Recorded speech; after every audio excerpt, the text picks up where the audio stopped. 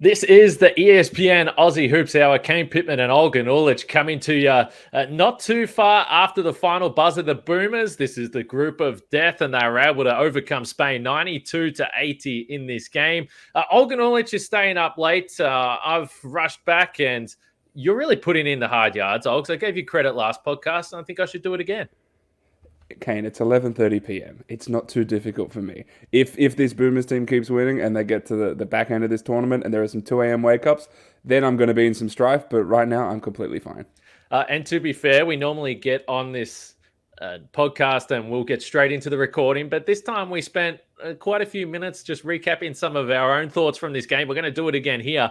But I think for the most part, it's because we're both a little bit fired up. This was a really intense opener for the Olympics, and we know that there is a lot of history between Australia and Spain, and there were moments very early in this game, halfway through the second quarter, where it looked like all the little spot fires, eventually it was going to boil over. So I think the intensity, the grit that was required, the perseverance, and overcoming some moments where it looked like things could have got ugly for this team stands out for me. But the emotions were high, no question.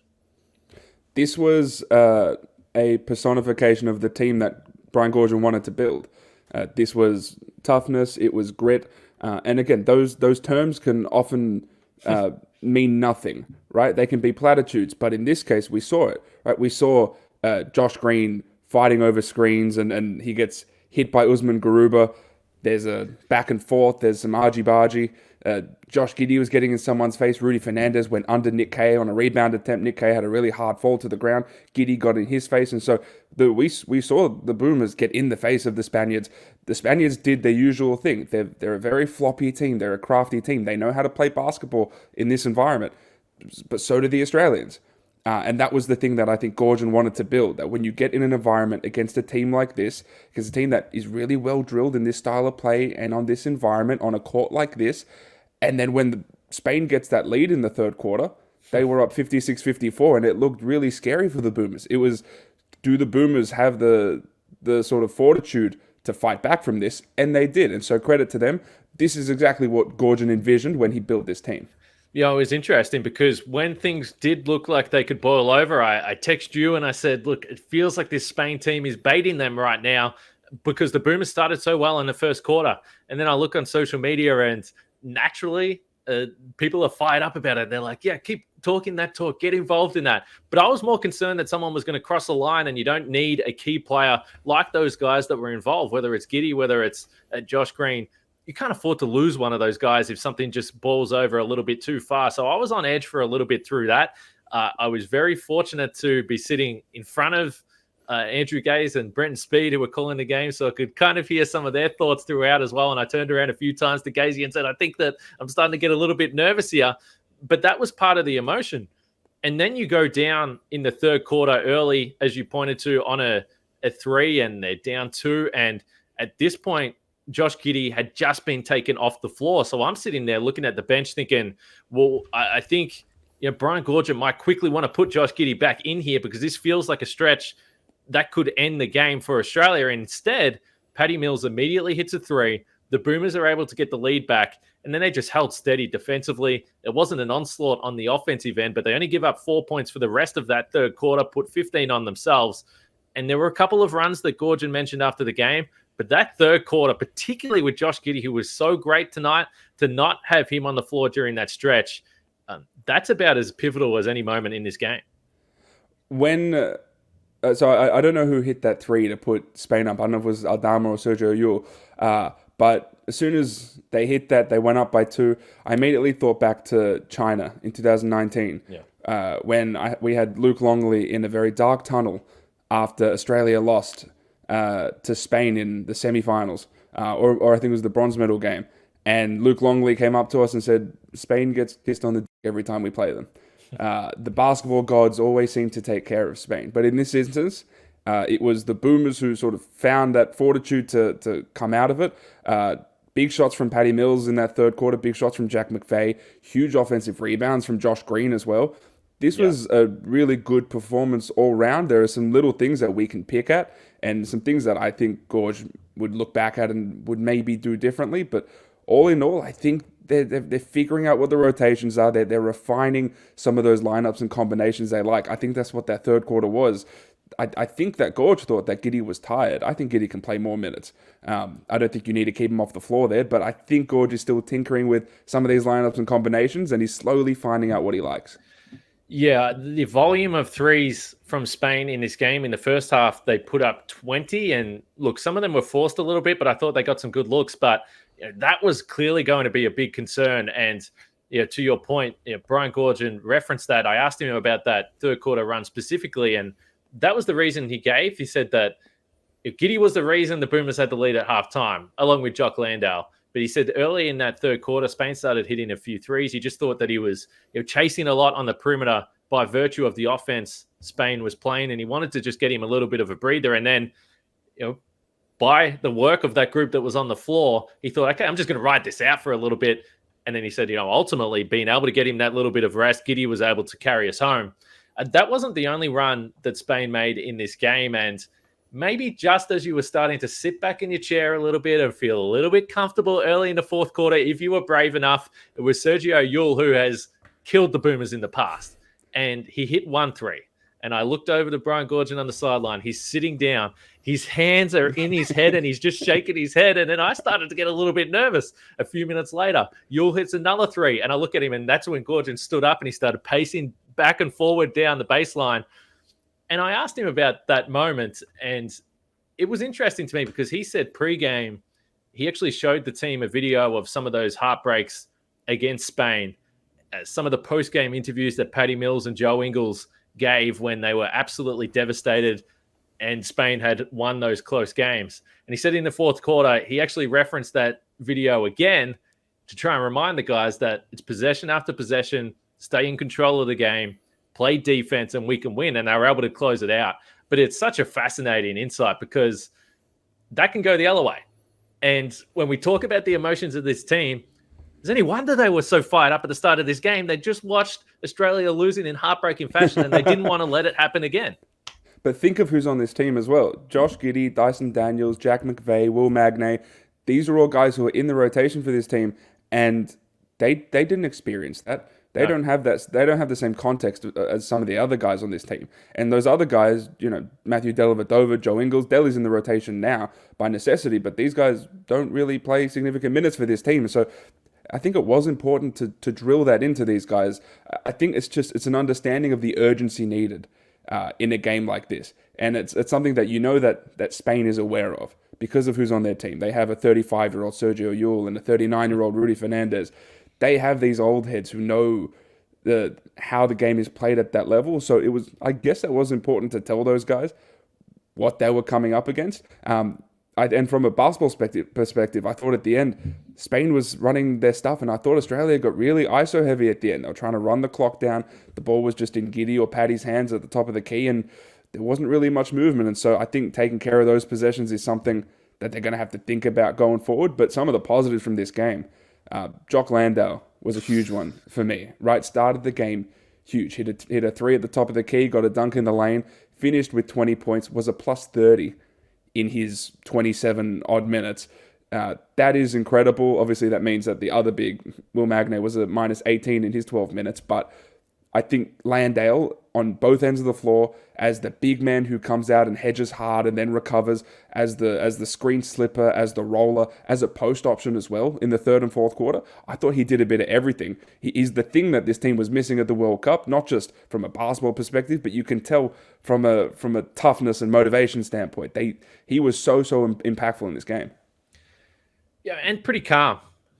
Down the stretch with some of those finishes, and of course early in the game. And just before halftime, I sent you a text and I said, look, the connection piece of guys that are clearly familiar with each other, it's so noticeable. And we'll get on to Jack McVeigh because it was a roller coaster night and ultimately a really impactful night, but I think there was some lessons to come out of that. But the big man rotation is going to be fascinating because I was wondering to you, will they just go with Duop Reith in the second half, or can Jock Landale play the full 20 minutes? And it's not just about that plus minus, but I don't think that offensively Australia ever looked as in the flow as they were with Jock Landale on the floor. And that's not even a big criticism of Will Magnay. I don't think they were able to find the lob game quite against this Spain defense. McVeigh did have a big block in the first half and had some nice moments, but the difference with Landale on the floor was just unbelievable. And I'm curious to see what the rotation looks like moving forward. There will be moments where Duop Reith will play.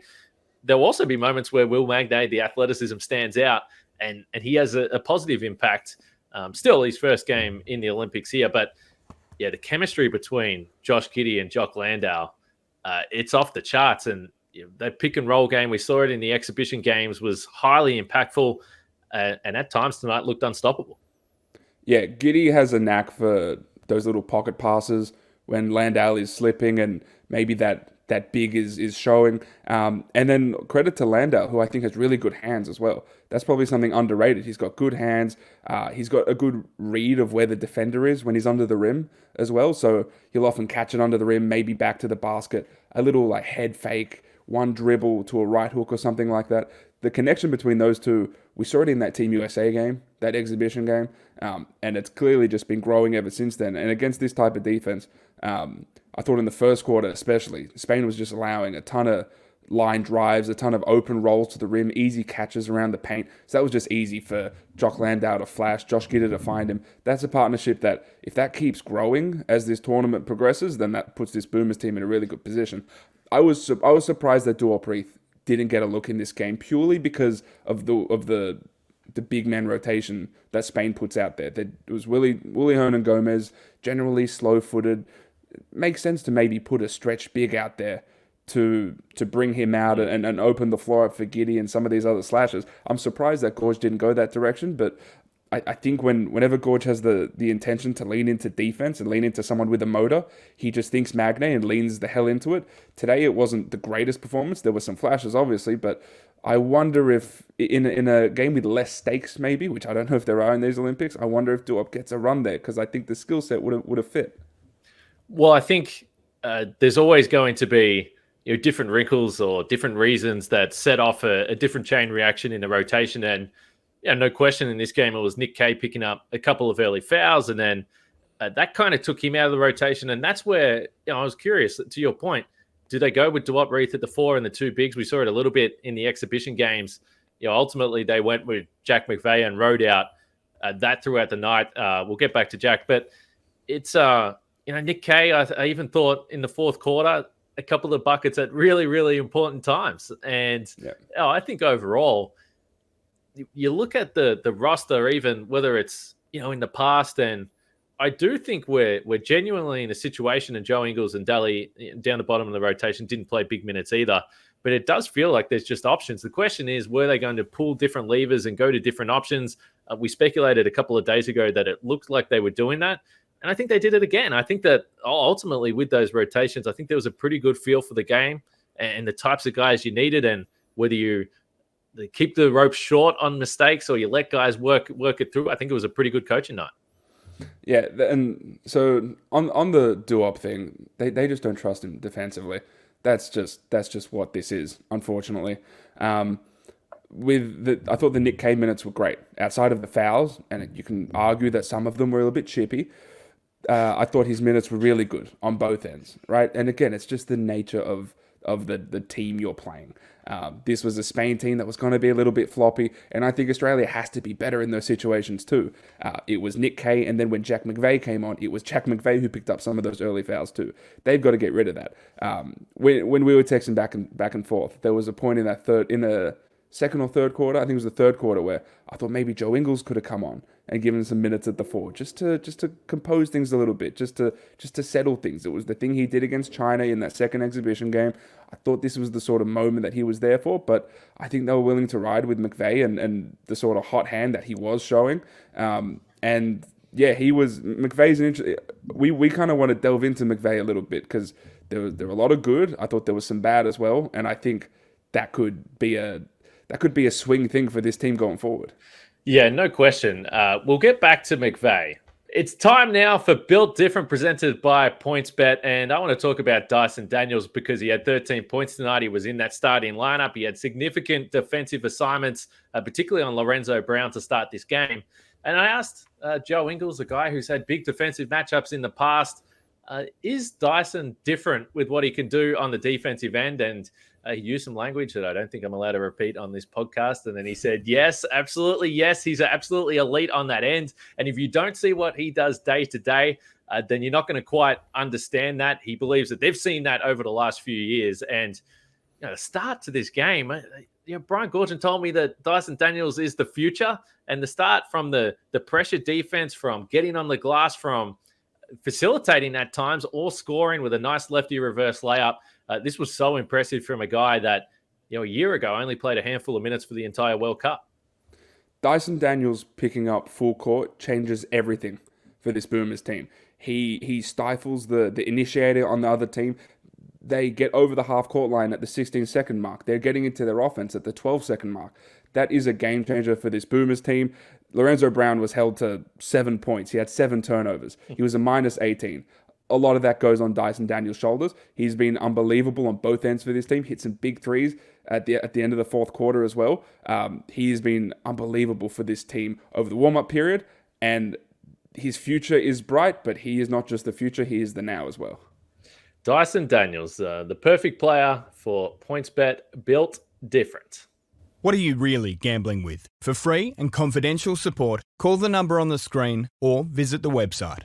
All right, Olgs, let's talk about Jack McVeigh now, because I know that we're both eager to get into this, because it was one of the fascinating watches for this entire game. And I think that you've seen some pushback on social media from perhaps people that haven't quite watched his progress through the NBL over the years, particularly what he was able to do with Tassie this past NBL season.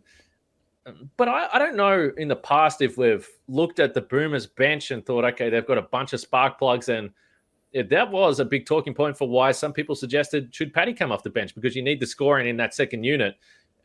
Gorge has spoken about it. And ultimately, we can dive into what went on during the game. But to bring 13 points, and particularly that spacing, a couple of those big threes, this was an impressive first game in high stakes environment from Jack McVeigh. So Jack McVeigh's shots always feel backbreaking, in the same way that Sergio Llull's shots for feel who? backbreaking. For both teams sometimes. Totally, right? Some of them are contested, but you know that he's shooting them with the same amount of confidence every single time. There's something about the way he plays. There's an eagerness to it. There's an enthusiasm to it that I think is really important for this team. They need Jack McVeigh. They need his skill set. They need his enthusiasm. That is something that is important for this team. Not just from a mental standpoint, where it's nice to have him on the floor and he keeps the energy going, but also just from a pure spacing standpoint. If Giddey is going to be the primary guy on this team, having a floor spacer like Jack McVeigh on the floor is unbelievably important. There was a stretch in the fourth quarter where it was Giddey, Mills, and McVeigh on the floor at the same time. Now, going into this campaign, I would not think that trio would ever be on the floor at the same time, purely because of their deficiencies defensively. But that it is so impactful offensively. It is so important to have that spacing that I understand it, right? You need it out there. My only issue is that because Jack McVeigh is so important, some of those mental lapses, some of the bad shots, the quick shots, some of the fouling of three-point shooters, the over-eagerness defensively, things like that, that's something that in a game like this could have burnt the Boomers. It could have been the thing that swung the momentum the other way, and Spain could have gone out on a run and won this game. They very well could have. I think Jack McVeigh is too important to have that erratic nature to his game. It's the old Jack McVeigh. It's the Jack McVeigh from the Adelaide 36ers. And when he went to the Jack Jumpers, he refined his game to a point where his decision-making got way better. He wasn't shooting those one-legged threes. Everything was a little bit refined. It was more controlled. I think that's the sort of Jack McVeigh this team needs. I trust that it will come. This is the first Olympic game jitters, right? But I think he needs to know how important he is to this team's success. And I think that would lead to some refinement to what he does. But here's the point of difference, right? So you go from playing for the Tassie Jack Jumpers, where you're the one or the two option, you're going to be able to take, or you're going to have a longer leash for quote unquote bad shots or questionable shot selection.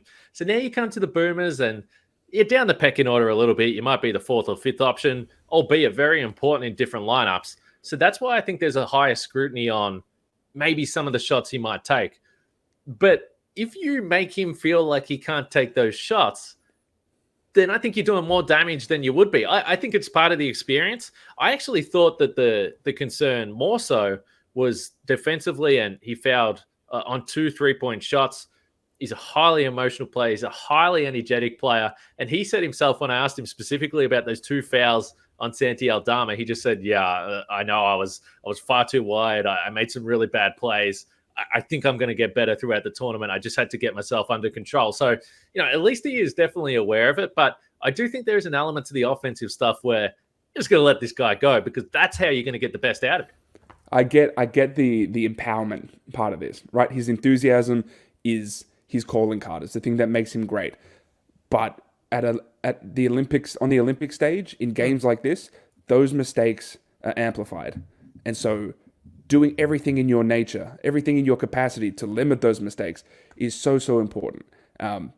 I appreciate the empowerment part of this. I think it's really important. I think this coaching staff has done it really well. He played 20 minutes tonight, right?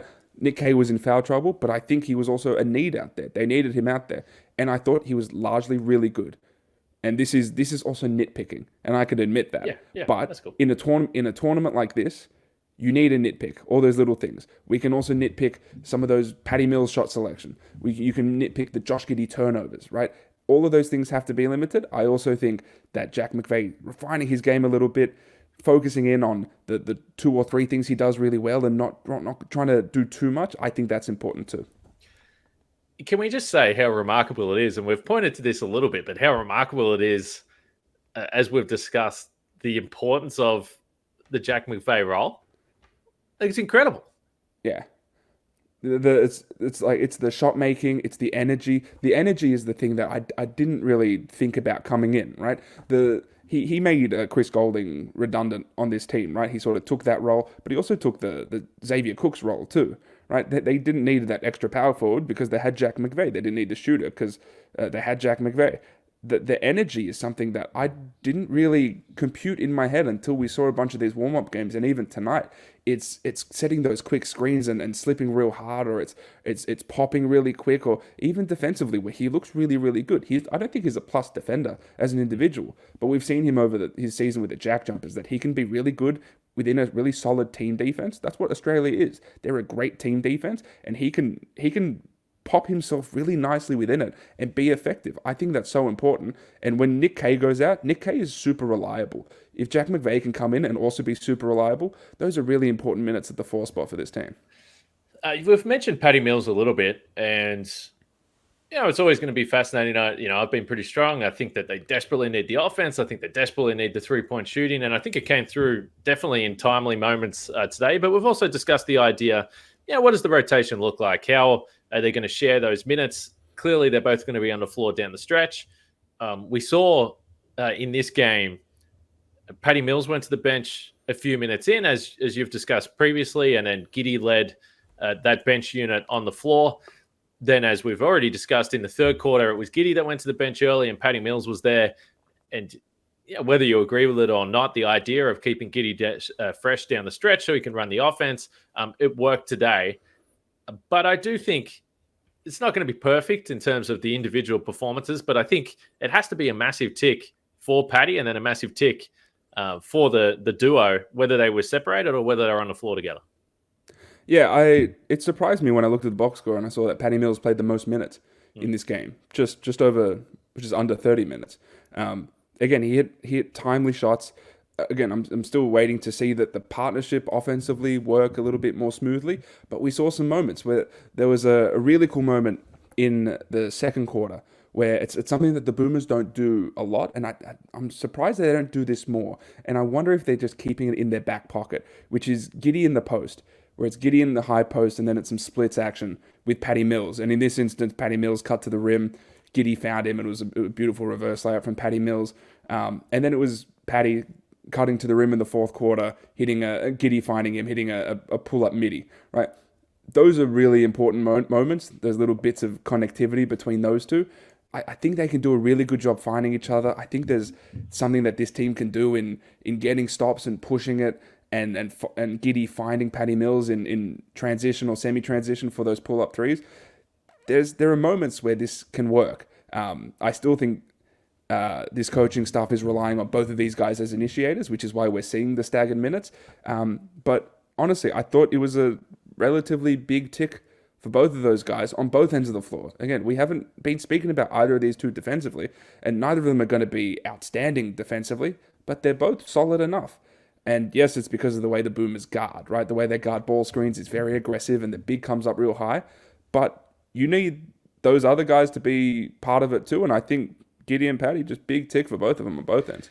I think for the most part, defensively, it was pretty simple when you had Dyson Daniels and then Josh Green played that role, and then Daly only played 9 minutes, but he's going to be impactful defensively. So a big talking point out of the team is the fact that we can play 40 minutes of high pressure defense. The offense of the opposition is going to get into their actions late in the shot clock or later in the shot clock than they want to. And so when I was watching defensively in the first quarter, those are the questions, particularly for a Spain team. If you look overall, the Boomers 12 for 24 from three. Spain were 12 for 37. So we're going to continue to watch this. I think teams are going to try and shoot a bunch of threes because they think that that's how they can beat Australia. They don't want to go inside because this is a pretty good defensive team. But having Dyson Daniels as a guy that is just, he's unscreenable. He was unscreenable today. That then makes the job easier for Josh Giddey. It makes it easier for Paddy Mills. And I thought for the most part, whether or not they did get a little bit fatigued, it's hard chasing guys around the perimeter, particularly Spain team that sets a lot of screen, the ball's pinging around the perimeter. But I thought, honestly, both guys, their closeouts, even if they were a little bit late, there was absolutely no lack of effort. I don't think that you could look at the effort defensively and have any questions tonight. There will be moments where you're just outmatched, and let's face it, you're coming up against a Canada team that is seriously high-powered. Maybe some of the results will be different there, but I thought tonight those guys did the job defensively. I think the Boomers are going to be a team that gives up a lot of three-point attempts purely because of the way they guard. Because that big comes out so high, and for a moment, I think the opposing team thinks that they can play 4-on-3. But I think the ability of this Boomers team to scramble and the length and athleticism that they do have on the wings allows them to sort of give up that slight opening on the three-point line, and then they feel as though they can get out to those guys pretty effectively. Dyson Daniels we can't overstate how impressive he's been on both ends, but especially defensively. I use the word glide, the way he's able to stick with guys. He just moves with you, right? It would be, I can't think of anything worse than the prospect of being guarded by this guy while I'm trying to bring the ball up the floor. That sounds like the worst thing in the world to experience, right? I think Josh Green had one of the best 0-point performances you could see from anybody, right? Played 20 plus minutes, was a plus 17. His ability to stick with the guy he's guarding, especially the ball handler, he doesn't get screened either, right? Any small movement from a screener, he's going to feel that, and he's going to get that call too. I thought he was really impressive. His ability to, when I speak about guys scrambling and getting out to three-point shooters and getting a good hand on it, I think that's Josh Green. That's Josh Green getting out to those shooters in the corner, those high jumping long contests. Josh Green does that unbelievably well. And the Lorenzo Brown line is an example of the Dyson Daniels, Josh Green impact, right? 7 points. He was 3 of 10 from the field, 0 of 4 from the three-point line, 7 turnovers, was a minus 18. He is their initiator, right? They couldn't do anything because of how much Lorenzo Brown was hounded by Dyson Daniels and Josh Green. And how many times did we see Willie Hernan-Gomez get a good look inside? Not often, because of the way the Boomers were able to hound the initiators on the Spanish team. So let me throw this back at you then, just with that point on the Green. Daniels, I agree. We've discussed, and I've sort of hinted that, look, if I'm playing Canada, I don't know how it looks lineup-wise. I suspect the Boomers will go with the same starters, but there's a case to be made that we're going to see a lot of Daniels and Green on the floor together. It's going to be fascinating to see how they mix and match there, again, with those offensive talented players. But as I was watching Josh Green defend tonight and the impact he had, and you're right, plus 17 without scoring a point, every time he was on the floor, good things were happening. Huge overboards in the third quarter too. Yeah, so here's the thing. So I think if you're talking about the individual defense and being able to stick to a guy and isolation defense, man on man, I think Daniels is on a different level. In the world, yeah. But what makes Josh Green so impactful and so important, whether it's his Boomers team or whether it's his NBA team, is exactly what you pointed to after you spoke about the on-ball stuff. It's the offensive rebounds and just the brute physicality. This guy is This guy's a psycho. The way he's flying through the air for rebounds. And then the contest, he had that one contest in front of the Australian bench in the left corner where he had no right to. Yeah, most players, if they don't even contest that or run out, you're like, fine, you got no chance anyway. He completely altered the shot. It was a miss at a really important time. So I just think that the physicality and the athleticism is on a different level for Josh Green. And then the man-on-man stuff for Dyson Daniels is all world. Let me read you this. I saw this from my friend Donatas Obonis.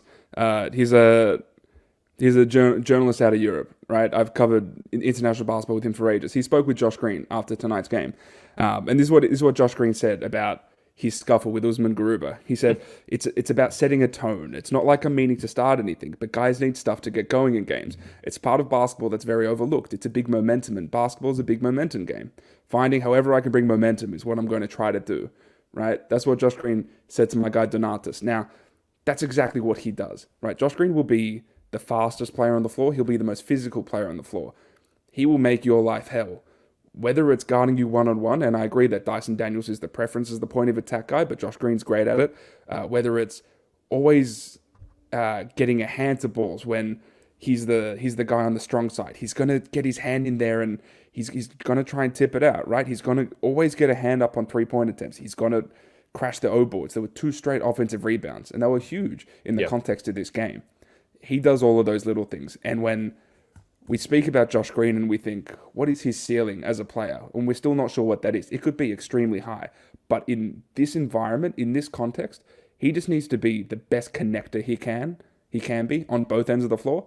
And I think in this game, he proved exactly that. He didn't have to score a point. But on the offensive end, he was the ultimate connector. And on the defensive end, he was the ultimate connector. He fills his role to perfection.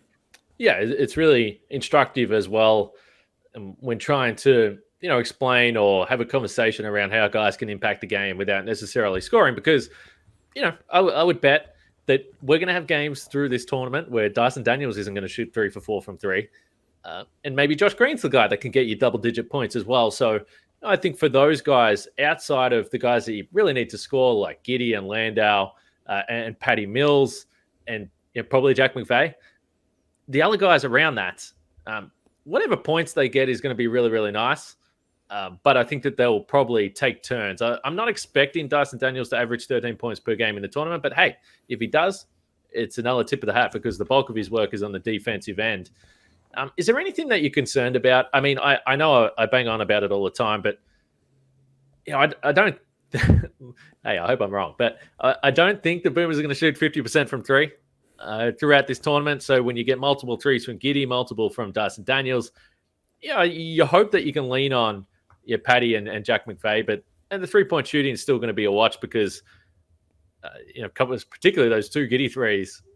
I'm not sure if they were great shots from NBA territory, just pull-ups, but he knocked them down. Yeah, and that's like when we speak about the empowerment of Jack McVeigh, I think it's the exact same thing with Josh Giddey. I think this coaching staff is empowering him, and he's playing like it, right? And I think him even shooting those shots, I think, is a good sign, right? It's the sign of a guy who is willing to take the reins of this team, and I think this team sort of needs that. I think turnovers remains an issue for this team. It was an issue throughout the entire exhibition game schedule. It was an issue again tonight. If I'm looking at the box score now, Patty had 5, Giddey had 5. I think they need to be cut down. In a game like this, where I think Australia was the better team, Spain nearly got back into it, and it becomes a possession game at some point, and those possessions become really, really important, right? You can't have 10 turnovers between those 2 guys. Yes, they play 30 minutes a game, but those turnovers, I don't think you can be having those. The outside of that, it's mainly just I still think Goorjian is still tinkering with these lineups, and I'd like for him to be a bit more set on what he does out there.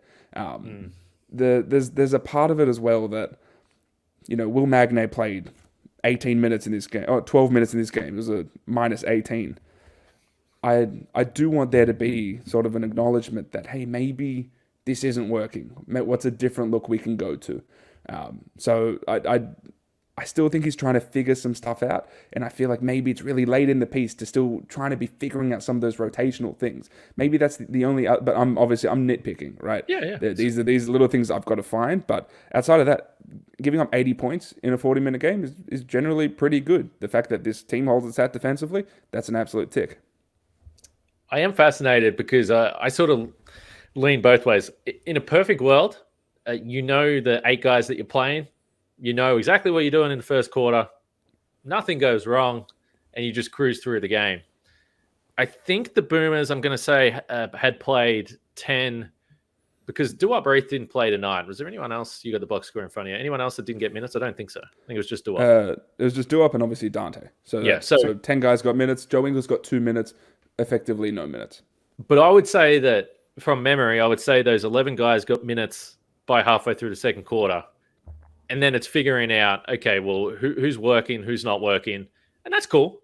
There's an art to that, to being able to work out who's the hot guy and what lineups are working. And this group in particular has played, 6 games together? So there's a part of that is inevitable, but when it's so cutthroat, you look at it and you want it to be a perfect world where you've got a set rotation. So, I think there's a balance there in trying to work that out. And as someone who has sat here and said, maybe you want to change the starting lineup, I do also acknowledge that that could mess things up as well. There is probably a significant benefit to saying, hey, we know the guys that are starting the game and not trying to mess with that chemistry. I don't think, as much as we've spoken about it, and I think the matchups are probably conducive to a starting lineup change, I don't see it happening, right? Neither. I just think, we've seen 6 exhibition games plus this opening game. This starting lineup is working. Dyson Daniels has been elite. I think Nick Kay was great tonight in the minutes that he was on the floor. He was. I don't think anything changes in that regard. I think we spoke about the idea of maybe Josh Green in for Patty Mills from a pure defensive standpoint. But I think this team trusts what it does as a team defensively, that they're going to be okay with having Patty Mills on the floor, Patty Mills and Josh Giddey on the floor at the same time, even if it is up against a team that I don't know who they're going to start, but if it's SGA and Jamal Murray and Dylan Brooks or Lou Dort and RJ Barrett, again, a lot of high level NBA sort of wing guys, I do think that this team is just going to stick with this starting lineup. And again, and Goorjian showed he's not afraid to 2-3 minutes into a game take a dude out if he's not feeling it, if he feels like something else can work. They're willing to chop and change based on what the evidence they're seeing in front of them, which I appreciate.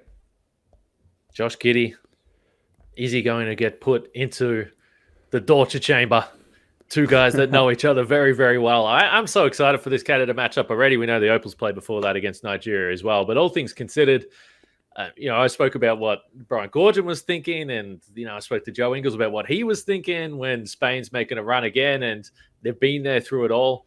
But I was a little edgy on my seat as well, Olgun. So you start to have dark thoughts, and what happens if you lose this game? What does that mean for the tournament?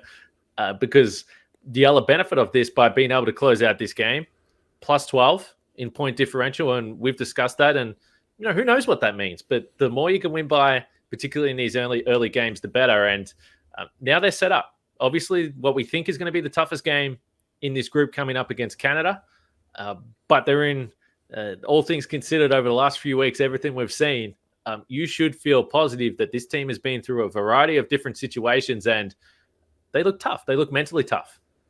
Yeah, going into this tournament, if you told me that Australia was going to win the opening game by 12 points, I would have said, great result, right? This is, again, outside of winning by 50 points, obviously, this was as ideal a realistic outcome as it could have been, especially because there was a point, I want to say with like a minute or 2 left in the fourth quarter, the Boomers were up 10, and then, or more than 10, and then Spain brought it back to 4 or 6, and it was like, okay, they're probably going to get the win, but the percentage would have been really nice to have.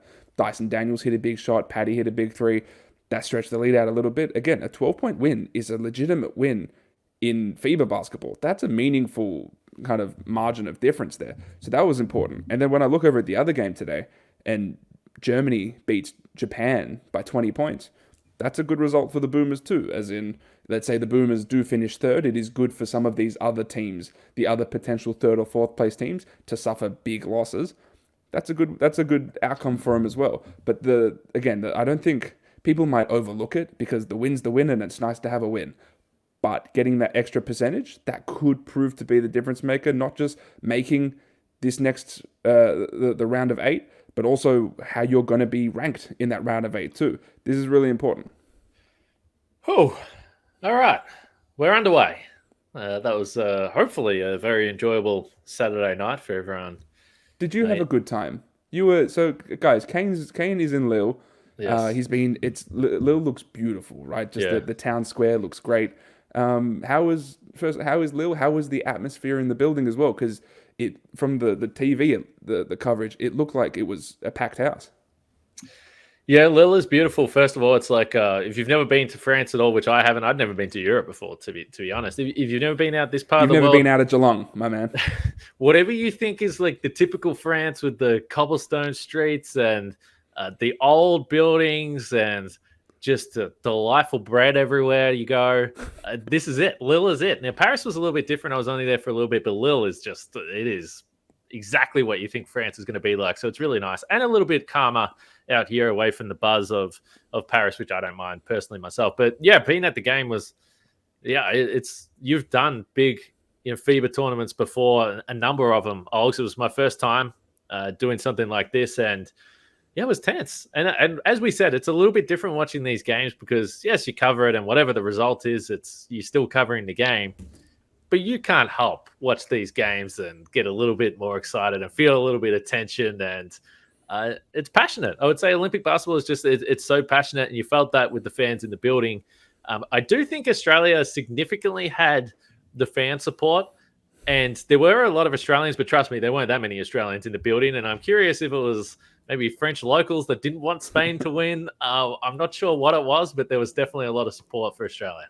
They were the crowd was booing Rudy Fernandez in the opening intros and on every touch too, and I couldn't figure out why. And I asked someone about it, and the response I got was he's broken a lot of hearts over his career, and he's 39, so I can imagine he has. But yeah, look, I've never covered an Olympics, but I've covered a bunch of World Cups, and you feel the urgency. Right, Crazy. you feel like how much these guys have put into this, and how much the coaching staff is putting into it at that in every moment, in each possession. So it's palpable. Like you can feel that. And as much as like I'm neither here nor there when it comes to the results, right? If Australia progresses, it's good because I get to do this more, right? If they lose, to me, it is what it is. But you can see how much it means to them. It is tangible, and I think that's really cool. Come on, Olgs. I say that with most things, but if Australia lose it, it means something. Of course it does. I get wanky when I do this. When I'm doing this job, Australia, the Boomers aren't we. It's not us. I cover them. I try to do it as objectively as I can. It is what it is. If they win, that's great, purely because they're the people that I'm around for a good amount of the year. So it's nice for the people I'm around to be pretty happy. I'm with you with any other team except when it comes to Australia. I'm not going to be out there saying we and cheering in the press box. That's unprofessional. But when it comes to the podcast, I'm going to tell you that I care about who wins these games. And hopefully the Boomers and Opals go on a long run. This was great. All I care about Kane is that Celine Dion is looking great. She sung extremely well at the opening ceremony. So I'm very happy that she's in good health. And she sounds incredible. Please do the outro. Well said. All right. Boomers beat Spain, 92-80. That's going to do it for today. Make sure you keep an eye on espn.com.au. Me and Olgun are doing some stories together, a whole bunch of them right throughout the Olympics, and trying to bring some extra coverage and little behind-the-scenes nuggets that we're gathering along the way. So make sure you keep it on espn.com.au. Keep an eye on the socials. Watch SportsCenter Australia. Lots of coverage over at ESPN, your home for hoops, for Olgun Ulich, Kane Pittman. That's one in the books. The Boomers start with a win. We'll see you next time.